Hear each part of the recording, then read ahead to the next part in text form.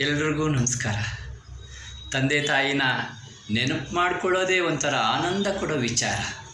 ನಾನು ತಂದೆ ತಾಯಿನ ಉದ್ದೇಶವಾಗಿಟ್ಕೊಂಡು ಅವ್ರ ಬಗ್ಗೆ ಮೊದಲನೇ ಪುಸ್ತಕ ಬರೆದಿದ್ದೆ. ಈ ಥರ ಹಾಕಿದ್ದೆ. ಇದರಲ್ಲಿ ಹಲವಾರು ತಪ್ಪನ್ನು ಮಾಡಿದ್ದೆ. ಈಗ ಅದರಲ್ಲೆಲ್ಲ ಅದನ್ನು ತಿದ್ದಿ 16 ಹೊಸದನ್ನು ಹಾಕಿ ಈ ಥರ ಮಾಡಿದ್ದೀನಿ. ಈಗ ಮರುಮುದ್ರಣ ಮಾಡಿದ್ದೀನಿ. ಇದಕ್ಕೆ ದೊಡ್ಡರಂಗೇಗೌಡರು ಮುನ್ನುಡಿ ಬರೆದಿದ್ದಾರೆ. ನಂದೆ ಎಂಥ ಪುಣ್ಯ ಅಲ್ವಾ.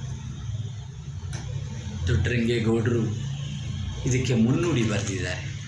ಹಾಗೆ ಈಗ ನನ್ನ ಕರುಳಿನ ಕಾವ್ಯನಾಮ ಬ್ರಹ್ಮ ನಿನಗೆ ನೆಂಟ, ಮತ್ತೆ ತಾಯಾಗಿ ಬಾರಮ್ಮ, ಹೀಗೆಲ್ಲ ಹಾಡಿ ಆನಂದ ಪಟ್ಕೊಂಡು ನನ್ನ ಎದೆ ಒಳಗಡೆ ಇರೋ ಅವರ ಅತಿಯಾದ ಆಸೆನ ಈ ಥರ ಹೇಳ್ಕೊಂಡು ತೃಪ್ತಿ ಪಟ್ಟಿದ್ದೀನಿ. ನಮಸ್ಕಾರ.